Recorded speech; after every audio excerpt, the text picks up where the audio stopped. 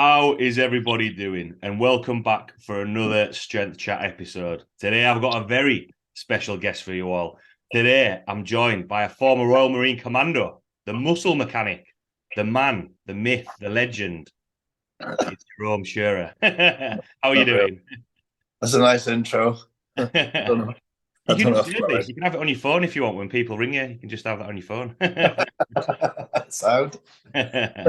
um, how are you? What have you been up to? What's been happening in your world? I'm good, mate. I'm good. What's been happening in my world? I've got one more week till I go on holidays to Canada, so I'm Nice. I'm focused on 2 weeks in Canada. Still working at Ricky Moore's at 1RM, which she came down to for the powerlifting competition.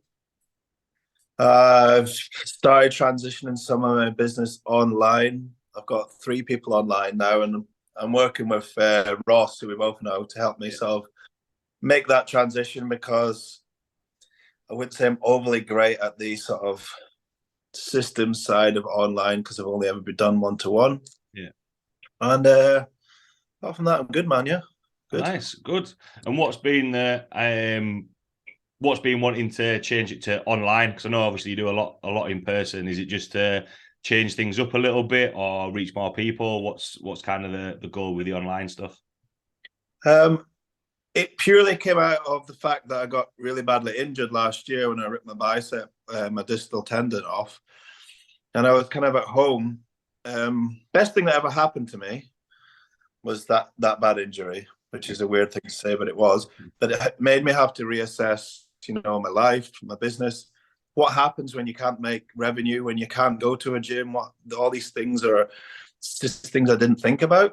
So I think if I could have maybe half the time in a gym and half the time online, or some kind of middle ground somewhere, some kind of hybrid that would suit my life better. I'm 43 now. I don't really want to be on the gym floor much longer, Yeah. but I've only been doing it since 2018, 2019. So I haven't been in the job very long, but I am at the point where I know where I need to be and where I don't want to be. Yeah, definitely. I think that's a good way.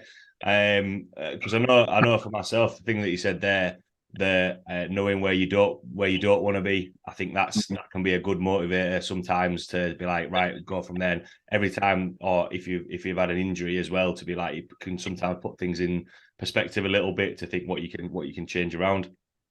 Um, I know obviously I did a bit of an introduction there, and obviously mentioning um coaching since 2018.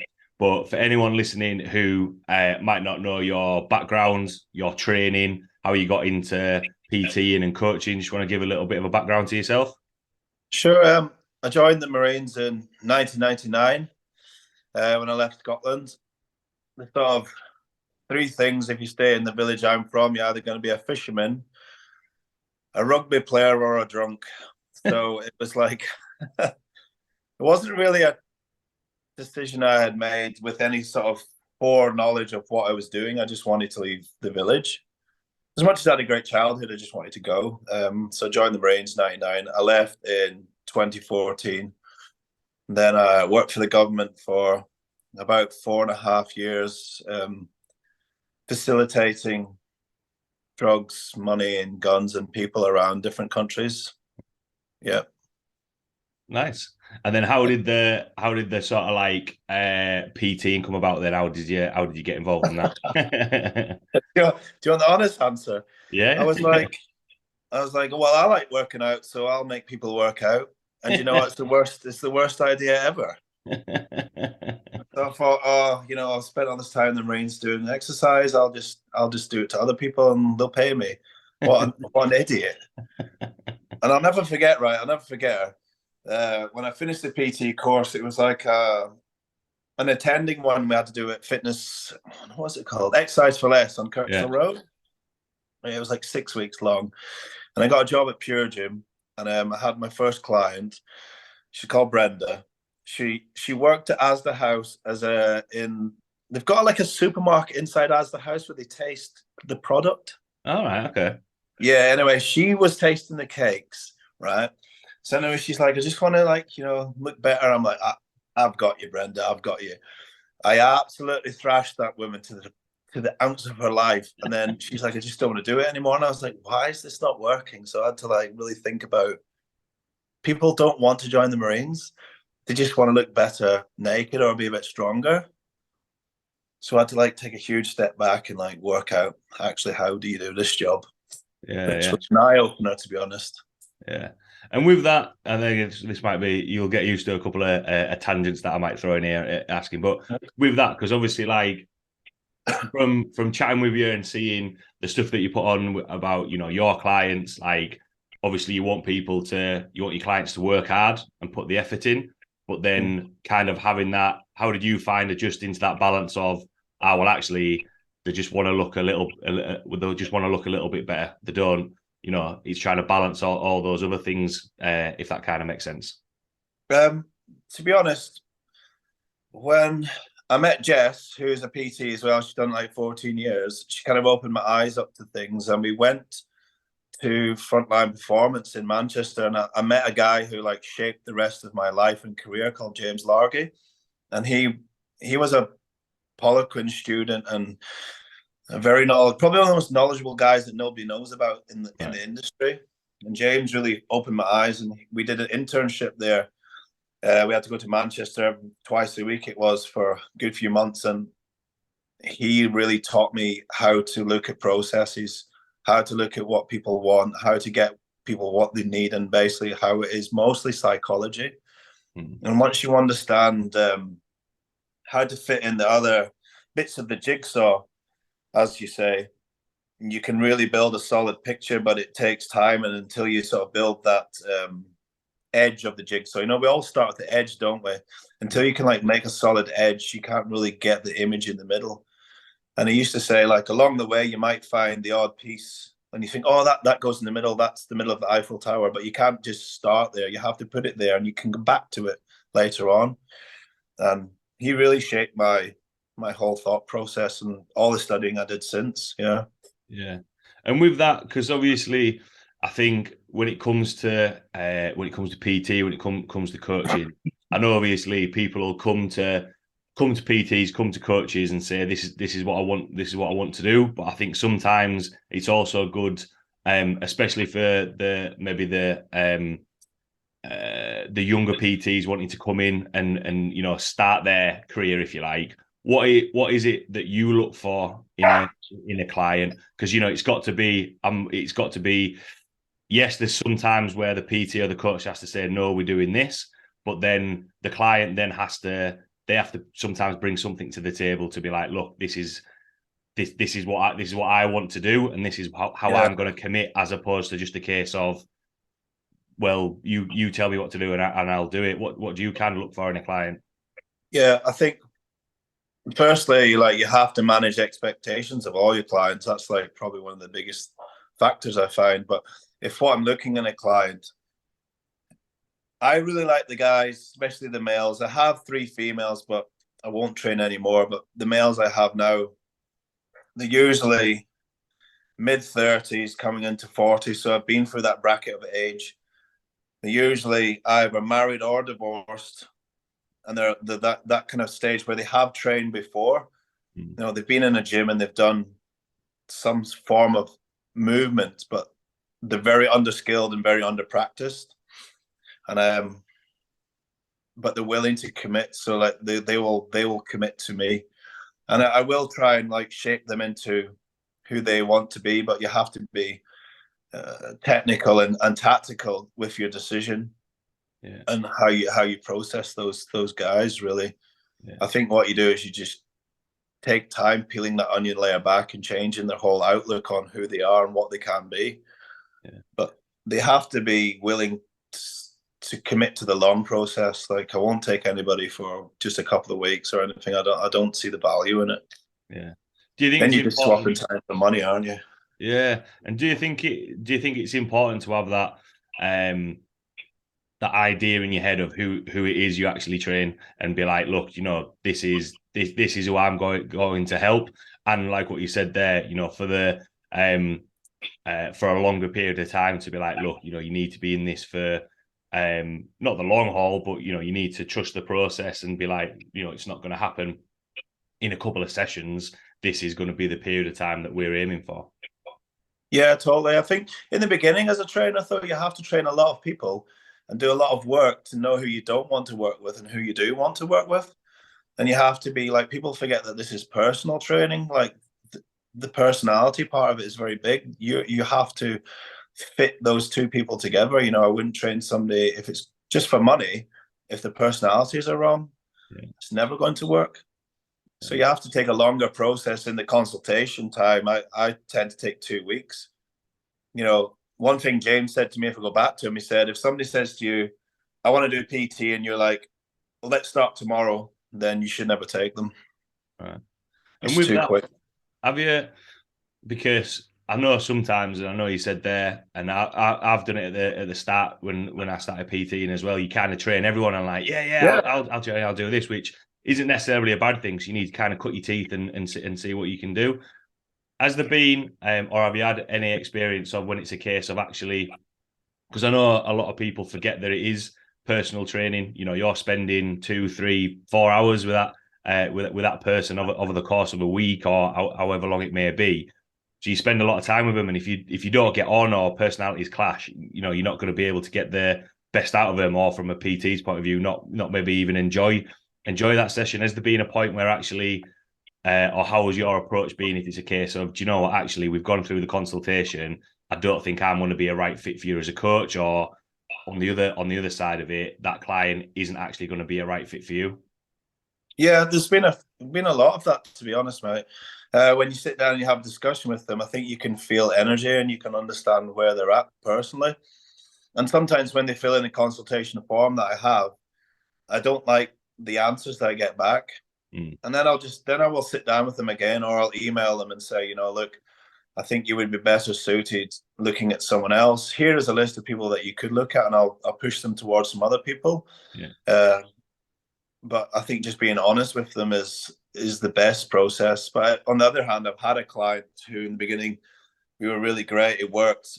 I got him to a really good place, but then outside factors with his sort of relationships and his personal life started affecting his ability to turn up, to train, to do everything I was asking him. And then you've got to again sit down and go, look, you know, I really like you. We've come this far, but I don't want to waste your time and you shouldn't waste mine. You've got bigger priorities now to look after. And, you know, if you want to come back, the door is open, but I think you should leave. And then you just got to be honest with them, because otherwise you're again going back to that swapping time for money. Yeah. And I think it comes down to that. There's probably going to be that level of respect there as well, to be like, Yeah. look, like what you said, you know, we don't want to waste, because a lot of people think about wasting the client's time and that sort of stuff. But equally, you know, I know you've said a couple of times swapping time for money, but time is a coach's or a PT's commodity. That's what you sell it. There's a lot of, even though there's that maybe 1 hour session, there's all the work that goes in the background in terms of maybe the check-ins or the programs or anything, which I think sometimes can be overlooked. Can be overlooked a little bit. In one thing that you said there as well, some of the answers that people might put down, and I know sometimes people can put out quite broad. I just want to lose weight. I just want to look. I just want to look a little bit better. How much? Yeah. What answers are you looking for? Because I know I've found this sometimes when you're trying to drill down a little bit more and find out, you know, what's their why, what's their motivators, what is it they actually want. How do you kind of filter that out, dig that out a little bit? So I've like different sections. It runs from, you know, the personal questions, you know, simple ones, and then I have stress. Where's the stress at? About 15 questions on what that looks like and what numbers they're coming in. And then at the bottom of that form, it will give me an average of where they're at. Yeah. Then I'll look at habitual habits, like outside. What does their life look like? But the major one for me is that not many people do it, but I do quite like it, is a Braveman test. So I make them sit a Braveman test, right? Which is something like Poliquin did and these older guys did, and maybe a lot of people don't like it, but I don't want anybody really that is serotonin dominant, GABA dominant. I'm looking for like acetylcholines, like your more kind of artistic thinkers, free thinkers, or your dopamine dominant people that are gonna, you know, like your CEOs, your businessmen, or I mean, it doesn't mean that you have to be in that job, but Yeah. dopamine dominant people really kind of generally move around those circles. I don't mind the deficiencies because I can look at those, but I also won't take really anybody that comes GABA dominant, GABA deficient. Just means that they're going to be far too analytical, which sometimes is a good thing, but sometimes is a bad thing for what I need them to do. Yeah. And I'll kind of just filter them through that process, really. Yeah. I think that's important as well, because I think the more you kind of find their how they work, because like what you said at the start there, a lot of it can be the psychology and the mindset of it. One thing that I wanted to touch on with that is, I know you've said about you know, you working with people for a longer period of time, you want to kind of trust that process. What are kind of your thoughts on when a lot of people look for those quick fixes? They're gonna look for something short term, whereas actually sometimes the longer that you do something for, there's going to be times where things you get out of your comfort zone a little bit, and it's kind of like you might be in periods of time, like if you're in a calorie deficit. Well, even if you're trying to lose weight, but even gain muscle or get stronger, there's going to be times where there's going to be periods of feeling uncomfortable. How do you kind of, well, number one, approach that in terms of managing their expectations, but number two, getting them to stick through that? Because I know some people get to that point and then they'll just stop, or oh no, actually, I'm all right where I am now, rather than maybe pushing into that uncomfortable zone, if you like, a little bit. Yeah, I mean, if we're just looking at like somebody that wants to have a full body recomposition, you know, the average time that I think is best, and this is just me personally, is 6 months. It's 26 weeks. In that point, you can get roughly a good 25 kilos off of them, depending on how much they need to lose from the beginning to the end. And it gives them a more stable base. That 6 months, you can really plan it out then. And you can look at them and saying, you know, you are now at X and we need to get to Y. This process is going to look like 6 months. What's happening in that 6 months? You have any holidays, any events with your family, with your children, weddings, like what is going on? Because then we're going to have to mitigate that time there as well and understand that it's going to take longer. So you got to manage their expectations over time. You've got to be able to manage their expectations and their understanding of what it looks like at the beginning, where you're at with nutrition, stress, sleep, and training. Me personally, I always like to put training first, but you can't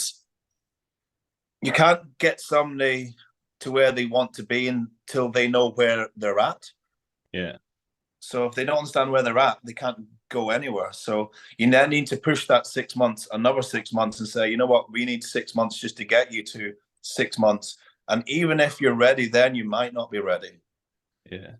And how does that in terms of, because when you sat down from there, because a lot of people will be thinking, oh yeah, so we're just going to do this program, I'll be able to get to that point. How does that kind of what's usually the feedback from clients from there? Because sometimes it's a case of where they are and where they want to be. There's going to be a little bit of a buffer between there. How do you kind of approach that that mindset of it, of look, you know, actually we're gonna that's a long period of time? Because some people, I can't remember where it was, but there's a thought process that people can either commit to I think it's like they can sustain it for 4 or 6 weeks before it's going from there, whereas to then do something for longer, that longer period of time, it needs that you just need to keep, you know, show up. You need to trust that process. How do you kind of get that buy-in from a mindset point of view? I think what it is, if that's just somebody that's brand new to the system, then you have to let them understand that they're not ready for any of it. Yeah. You have to say, all this, you need to forget about all of it. You can't be like Men's Health lean in 12 weeks. You are nowhere near it. 12 weeks is not even long enough for you to understand how to execute movement patterns correctly. You got to be honest with people all the time. I think that's another thing in this industry. People are trying to sell time for money. They're trying to sell 6 weeks, 8 weeks, 10 weeks. Join my 10-week pack. The reality of it is that many people will do that because it's fast cash and they'll get in a system. But by the time they get to the end of it, they've not learned anything. They don't know where they're at. They didn't know where they started, and then they're just back to the beginning again, but they're like $2,000 less. Yeah.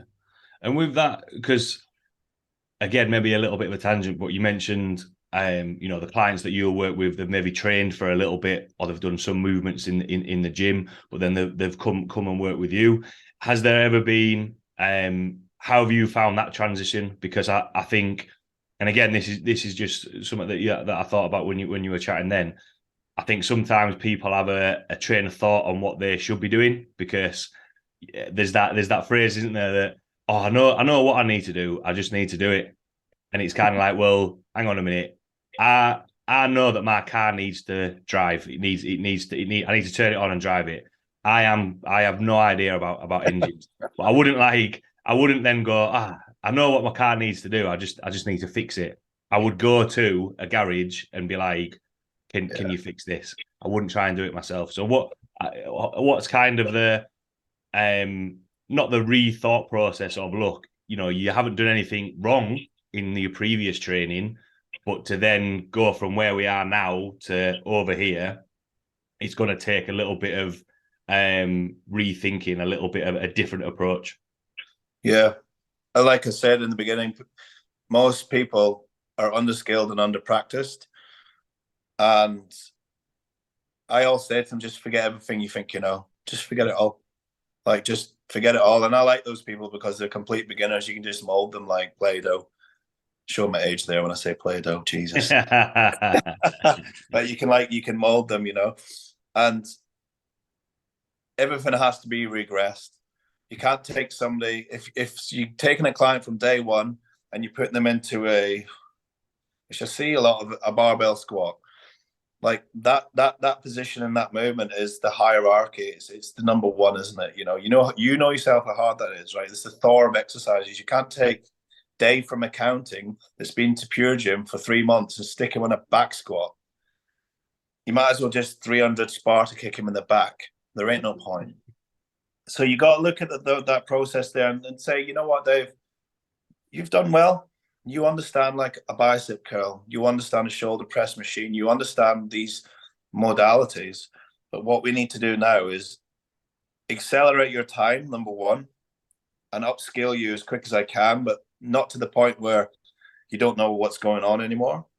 Yeah. I never use supersets, drop sets, giant sets, any of these things. I don't believe in them. Not for beginners. Might use an intensifier very late down the line, but not for a beginner. And I see that again. I see a lot of that, as you know. Yeah. Everything has to be regressed to the bottom. Like, go through the 3 stages of cognition. So can they learn it? Do they understand it? What does it look like to them? And what does it look like to me?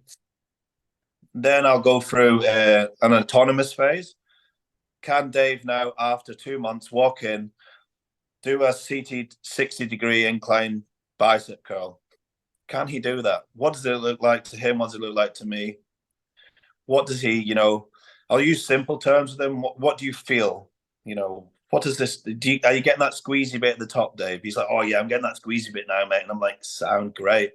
We're gonna get some more squeezy bits, And then can it be associative? So then can I take it away from Dave and in 3 months, 4 months, give it back to him, and it can look exactly what it looked like again, or has he regressed himself? So it's a position where you're continually playing, chess. Yeah. And with that, because I always the gym that I was at in Leeds Dock, I used to run a powerlifting club, and they actually ended up being a couple of people stopped. I mean, it was just beginners. Basically, I say a powerlifting club. It was just like a barbell club. Just right, come in. We'll learn how to do the barbells. A little bit longer than the standard classes. It was like a specialist class, if you like. And exactly like what you've said, coaching something, making sure they understand it, and then coming back and having a look at it again. Do you think sometimes people struggle in terms of, stripping it back? How does it feel? How does it look? Do they actually understand? Because I do think education is like One of my proudest moments was when I had a client and he went away and he was like, he sent me his videos of his lifting and he was like, I was able to do this, this, and this, and I was like, that's class because I was proud that I'd taught him and he felt comfortable that he could do it. Obviously, if you sent me a video back and it looked crap, I'd be like, God, what are you doing? But I was glad that he felt confident enough to do that. In the Yeah. time that we'd work together. But I think, do you think sometimes people don't want to strip it down and understand it because is it ego? Is it they just want to go in and try and lift as much weight as they can? What do you think? What do you think the reason is for that? If you're talking about personal trainers teaching clients, number one is always the trainer has a bias. He has a bias towards something and an ego. And if that's what he's doing with the client and he's just not understanding the process, then you gain your swapping time for money. Yeah. If you're talking about just people generally going to the gym and wanting to do these more advanced movements because they've seen them on the internet, or they just think, oh, I can just go and do that. That's always going to happen. Yeah. We're not going to change that, and there'll always be the biggest guy in the room, and they'll copy what he does. That'll always be how it will be. Yeah. I don't think you can change that, but until they understand or they look at these systems that we all have, and then they think, you know what? If I want to do a barbell squat, can I even walk? Is gravity pulling me over? Am I stronger than the forces acting in and upon me? Yeah. Fuck, you know what? I'm not. So I'm going to learn how to just walk for a bit. Then I might learn how to statically stand still and do something stood still on one leg. Maybe can I even stand on one leg? Because if you can't stand on one, you can't squat on two. And that process might take, I don't know, it could take a year. Yeah. It could. I think, like what you've said there, because I'd be interested to see. I'd want to put a poll up now of like how long people think would actually to master movements, because I think, and again, this might be a little bit of a tangent, but in terms of we'll focus on obviously the strengths, the strength side stuff, but that's a skill.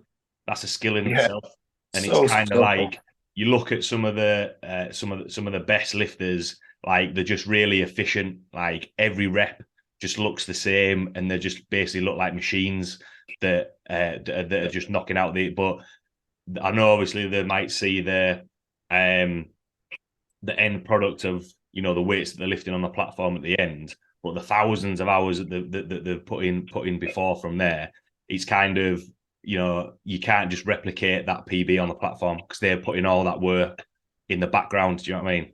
Yeah, you can't replicate that. The only people that you can pull out of that group is athletes or people with that athletic genetic. When I trained Ryan, that guy turned up. He was a K1 fighter. He'd been a break dancer for years. Right. And he could do backflips and he could flip around on one leg. And I was like, okay, this will be interesting now. And he had to be progressed so fast because he could just learn it. I'd show him something, he'd do it. I'd give him a 20-kilo med ball. He could hip hinge on one leg, hip airplane, and then lunge forward. He learned it straight away. He didn't need any help. He just knew how to do it. Yeah. So people like that, you have to take out of the pool. But people like myself or anyone else, it takes thousands of hours, years. And even then, when you get to that point, there's still more to go. Yeah. It's never ended. It's not that thing of it doesn't just happen overnight. And I know I remember having this conversation, it must have been a couple of weeks ago, of like when you were talking there about an athletic background. For powerlifting, the entry point is relatively low. Like anyone could go in and squat, or anyone could go in and enter a competition. And you see a lot of juniors coming in who have only ever done powerlifting, but they've never done, like, before I started powerlifting, I played rugby. I played a lot more rugby than anything, and there's loads of different movements in there.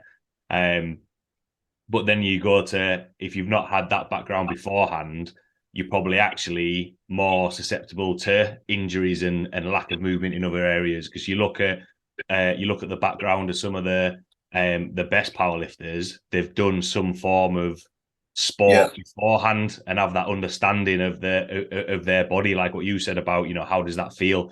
They might not be able, they might have to learn the skill of the movement, but they'll know what muscles they need to feel and how that effort should look like.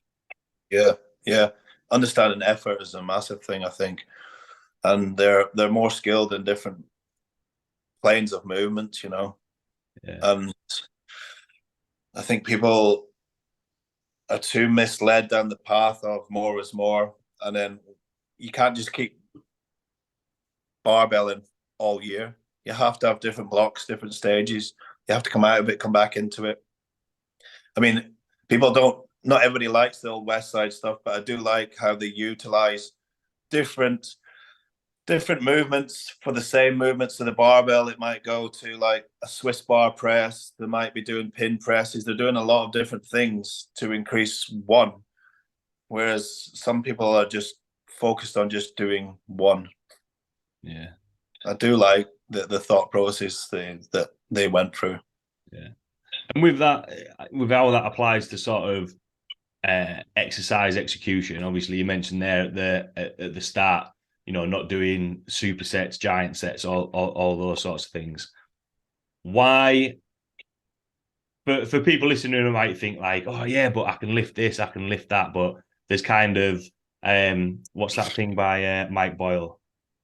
I think it's Mike Boyle anyway. It's like the shit test. If it looks shit, right, well, we're not gonna do that. But sometimes I think people you can lift something and be like, yeah, sound, we got that. We like a deadlift, for example, you got that off the floor. But you could do that exact same weight and make it look a lot easier with a lot better technique. Yeah, yeah. Why do you put so much emphasis on exercise execution, and why is that so important? In terms of progress. I think they're two very good points you brought up there. I think execution and progress, they have to go together. That's I really like that. But as you know, when you get a client, might have. I mean, for you, I thought you were a lot shorter in real life, but you're quite tall. I was like, nah, he's quite tall. So say like, I brought you in, he's like, nah, he's quite tall. So everything for him will look different to say somebody that's 5'5". So first of all, execution has got to look at like symmetry and what do those people understand their own movements, and then you got to fit them to the movement pattern, because nothing will be the same and nothing is linear. And yeah, you might be able to put them in a leg press the same as someone else that's roughly 6'1", but when it comes to dumbbells, barbells, frontal plane movement, transverse plane movement, it's totally different. So their execution has to be personally for them, and they have to understand it. Nothing can be generic there. And that's where, like, I'm not a biomechanics expert by any chance, and I don't think anybody really is an expert or anything, unless you're Tom Purvis or Michael Golden or these guys.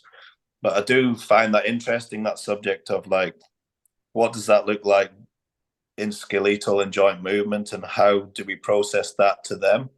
And we're not going to talk to them in these levels, but we're going to talk to them in the levels they understand, like squeeze the bicep, Dave, So execution is important for them to understand, to stay as injury-free as possible and understand how efficient they can move that barbell, or how efficiently are they moving those dumbbells and what do they look like. And then performance comes in somewhere after that, can they execute, can they perform? Are they having to perform this movement once a week, twice a week? Are they doing different variations of it? And then when there's different variations, there has to be different execution, doesn't there? Yeah. And I think when you start looking at things like that, though, as a trainer, your job becomes way more interesting, and it gives you more insight into people, and it makes it more exciting. But like the beginning when you said people don't see all the work you have to do in the background, they're just getting their program on their app or their everything that you need them to do. But there's so much background noise going on, isn't there? Yeah. From our side. Yeah, definitely. And I think that's the thing where when there's programs of everything's going to be different. You know, like what you said, you might go on a leg press and it'd be like, right, actually, you could set that up the exact same. But you know, a thing that you've touched on a couple of times is it might feel completely different. Like if I was to have the same position, just talking about a barbell squat position, like for me, if I have quite a narrow stance, like it actually feels uncomfortable for me. Whereas actually, like I would say my squat stance is actually quite wide for someone my height. Um, but that's what feels comfortable. Whereas there's other people, it's a little bit like, what was I watching?